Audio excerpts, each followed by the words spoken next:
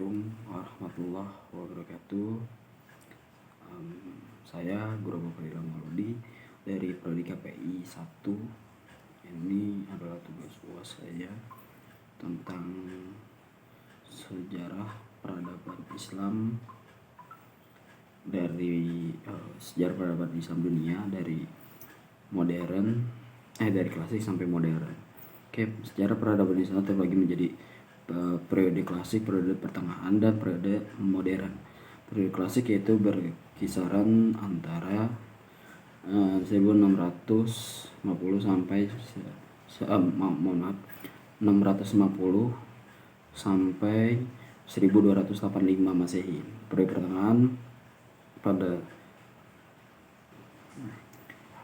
pertengahan pada saat jatuhnya Baghdad sampai ke penghujung abad ke-17 Masehi, dan periode modern mulai abad ke-18 Masehi sampai sekarang. Sementara itu, sejarah peradaban Islam menurut Harun Nasution juga dibagi menjadi 3 periode. Periode pertama yaitu periode klasik 650 sampai 1250-an. Kedua, periode pertengahan 1250-an sampai 1800, dan periode ketiga modern 1800 sampai sekarang. Sejarah peradaban Islam itu dikenal sebagai periode klasik. Periode klasik merupakan masa kemajuan, keemasan, kejayaan Islam. Sejarah peradaban Islam pada periode klasik penting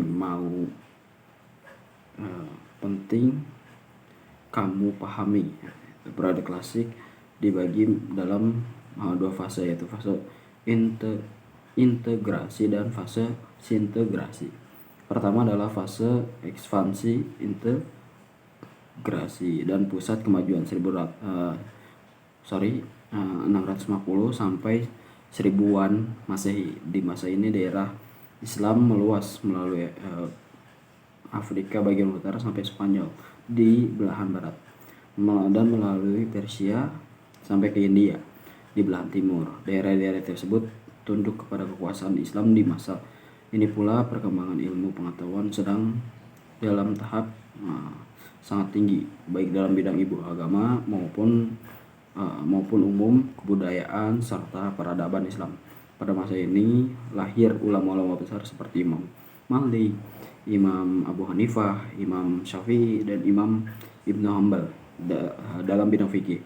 Dan ada juga Imam Al-Asy'ari, Imam Al-Maturidi, Wasil bin Atta, Abu Huzail, Al-Zanam, dan Al-Jubaid dalam bidang teknologi. Dan ada juga di sini Junnun Al-Misri, Abu Yazid Al-Bustami, dan Al-Hallaj dalam bidang tasawuf, Al-Kindi, Al-Farabi, Ibnu Sina, dan Ibnu Miskawi dalam bidang filsafat, Ibnu Hayyam Al-Khawarizmi, Al-Masudi, dan Al-Razi dalam bidang ilmu pengetahuan, dan lain-lain. Fase kedua yaitu fase sintegrasi. Nah, 1000 sampai 1250-an Masehi. Pada masa peradaban Islam ini, keutuhan umat Islam dalam bidang politik mulai pecah, kekuasaan khalifah menurun, dan akhirnya Baghdad dapat dirampas dan dihancurkan oleh Hulagu Khan di tahun 1850 Masehi. Khalifah sebagai lambang kesatuan politik umat Islam hilang. Periode pertengahan. Lanjut kita periode pertengahan. Sejarah peradaban Islam pada periode pertengahan juga dibilang dalam 2 fase. Pertama, fase kemunduran 1250 sampai 1500 Masehi. Di masa ini desentralisasi dan sintegrasi makin meningkat. Peradaban antara Sunni dan Syiah, dan juga antara Arab dan Persia semakin terlihat nyata. Dunia Islam terbagi 2, yaitu bagian Arab yang terdiri dari Arabia, Irak, Suriah, Palestina, Mesir, dan Afrika Utara, berpusat di Mesir, kemudian bagian Persia yang terdiri dari Balkan, Asia Kecil, Persia, dan Asia Tengah berpusat di Iran.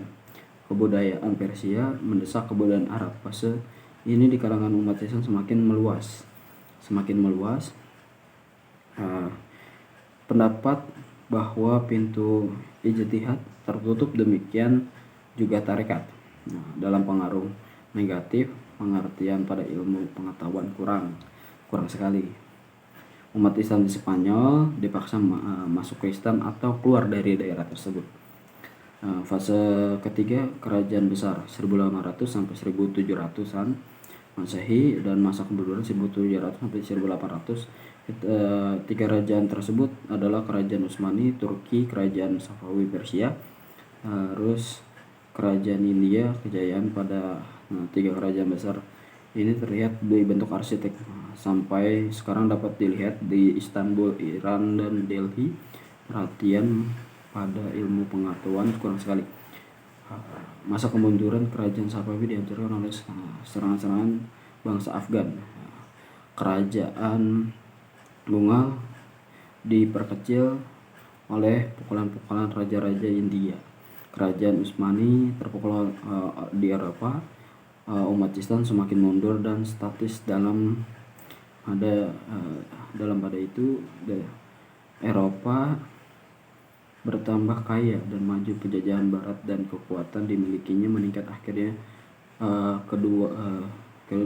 ke dunia Islam. Akhirnya Napoleon menduduki Mesir di tahun 1748 Masehi. Saat itu Mesir adalah salah satu pusat sejarah peradaban Islam yang terpenting modern. Kita fase periode modern peradaban Islam berikut ini, yaitu dari periode modern 1800 sampai sekarang.